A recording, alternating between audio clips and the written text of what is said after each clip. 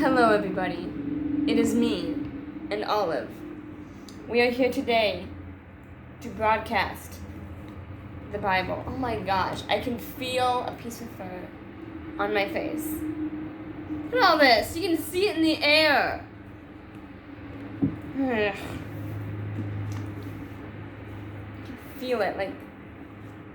Alright, we are reading 2 Corinthians chapter 6.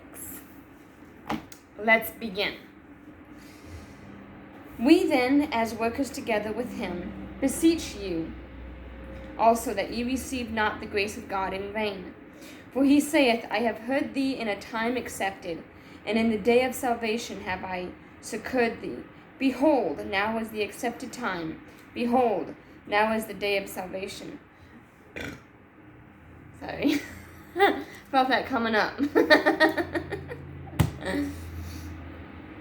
Giving no offense in anything, that the ministry be not blamed, but in all things approving that ourselves as the ministries of God, in much patience, in afflictions, in necessities, in distresses, in stripes, in imprisonments, in tumults, in labors, in watchings, in fastings, by pureness, by knowledge, by long-suffering, by kindness, by the Holy Ghost, by love unfeigned, by the word of truth, by the power of God, by the armor of righteousness on the right hand and on the left, by honor and dishonor, by evil report and good report, as deceivers and yet true, as unknown and yet well known, as dying and behold, we live, as chastened and not killed, as sorrowful, yet always rejoicing, as poor, yet making many rich, as having nothing, and yet possessing all things. O ye Corinthians, our mouth is open unto you, our heart is enlarged. Ye are not straitened in us, but ye are straitened in your own bowels. Now for a recompense in the same I speak as unto my children, but ye also enlarged. Be ye not unequally yoked together with unbelievers. For what fellowship hath righteousness with unrighteousness? And what communion hath light with darkness? And what concord hath Christ which Belial? Or what part hath he that believeth with an infidel? And what agreement hath the temple of God with idols? For ye are the temple of the living God, as God hath said, I will dwell in them, and walk in them, and I will be their God, and they shall be my people. Wherefore come out from among them, and be ye separate, saith the Lord, and touch not the unclean thing, and I will receive you, and will be a father unto you, and ye shall be my sons and daughters, saith the Lord Almighty. Now you choose to join me right as soon as I get done. That was a very beautiful chapter.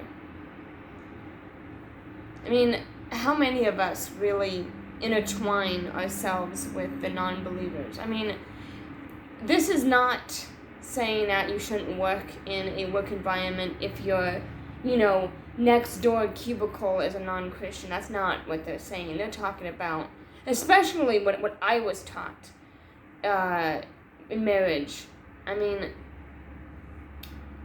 it's very tumultuous if you marry a non-Christian, because then you have two different paths, and your children will be reared in a way that could be unpleasing. And even if you do raise them to be Christians, they'll never be the Christians that ought to be brought up if you got a parent that is so despising of God.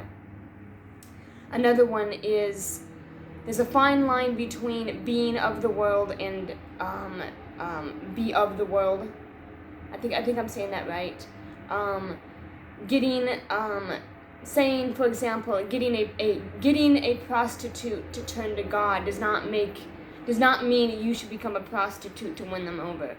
That is not how you win a soul. That is how you deceive your own self. Or it turns off to other people. Like, you're saying that, God is so great, and that here you are as a prostitute to win other prostitutes. You know what I'm trying to say? And you can go in every direction. Another one is, as it says, bringing idols into the temple. I mean, if God is going to live in us and walk with us, and yet we put idols above God, we are unequally yoking ourselves with idols. I mean, that's a good example. You are being obnoxious. What do you want? You're not like this unless you want something.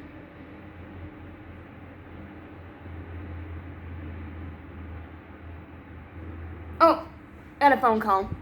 Bye.